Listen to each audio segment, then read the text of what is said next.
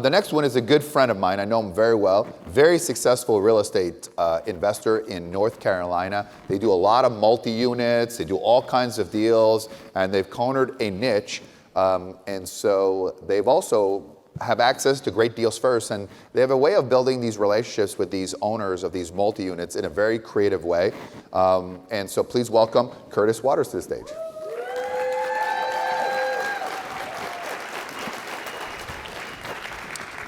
So, Curtis, you're partners with Bonnie and Patrick, who are also there in the front row, and you guys have done very well. Explain to people, what is your business model? And it's interesting too, because you are very similar to like Francie. You started off as their student, and then end up being business partners with them to really growing that too. So, what is your business model?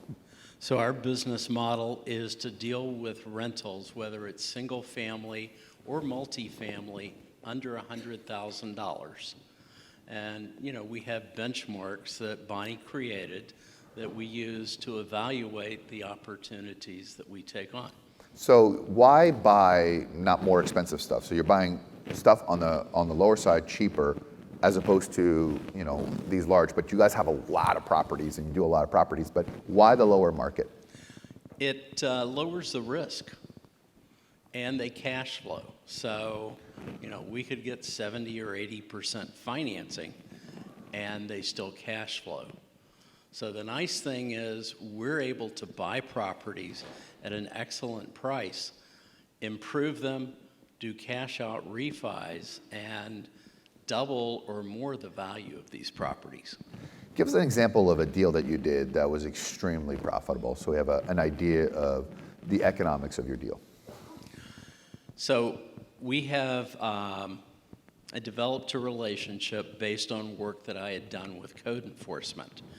And I asked code enforcement after I did 5, I said, do you know anyone else that owns a lot of properties? And I expected, I'll get another 5 or so.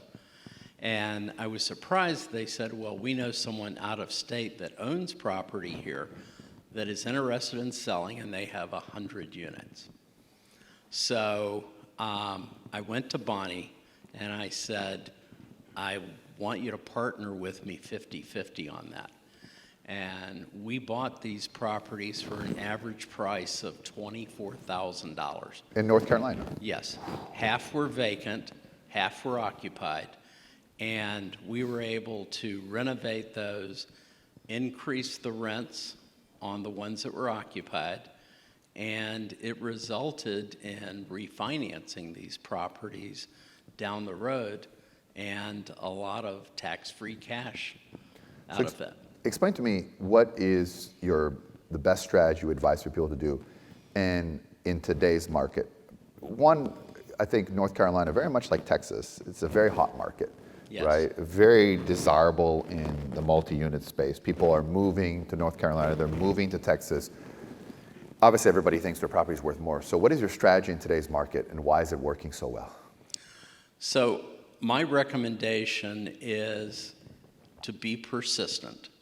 I think we heard that yesterday, don't give up. Right. In addition, develop relationships. Give us an idea how you were persistent and how you develop relationships. So I will go in and I do a lot of those in tandem. So for instance, I had a owner, we bought a 20 unit from him back in 2018. And he started selling off more of what he owned. And he got to the point where he says, well, I got about 50 left and I don't think I'm gonna sell them, I'm gonna leave them to my kids. So I'm a big believer in follow-up and communication. So I would stop in and see this guy every few months. And I come by one day and he still collected rent in cash, had his pistol on the desk. And so a tenant comes in to pay rent and he reaches over and touches his pistol. And the tenant leaves and I said, do you like having to have a pistol on the desk? And he goes, nah, I really don't. He goes, but I don't have the ability to take the online payments like you guys do. So basically, they're like, I need a couple of days of rent extension. Yeah. I can pay now. So, I'm going to use that strategy. yeah. That is a good strategy. The pistol strategy. So, Plata or plomo. so I asked the guy, I said, do you think your kids want this? I happen to know his son as well. And he goes, nah, I don't really think my sons want it. And I said, well, then why do you do this? He goes, I like the money.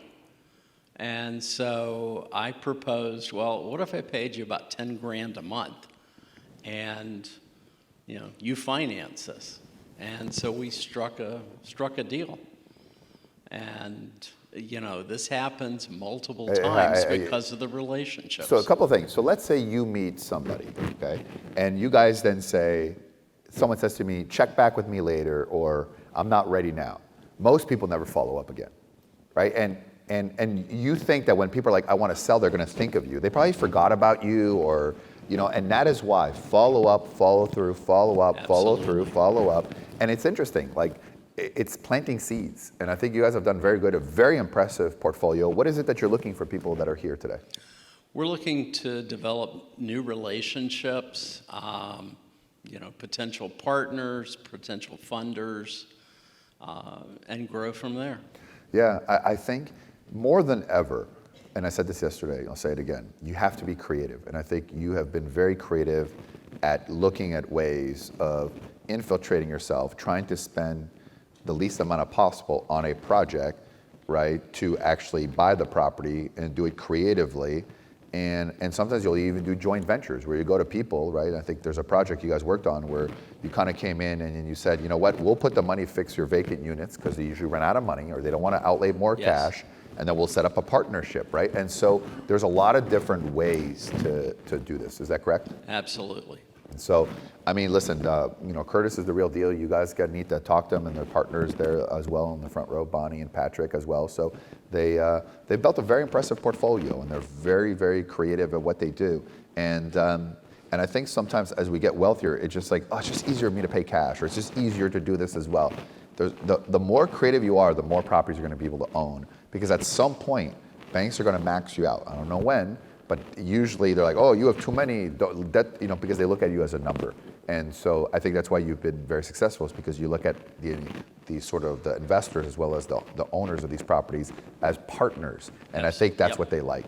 All right, good job. Thanks, Curtis. All right.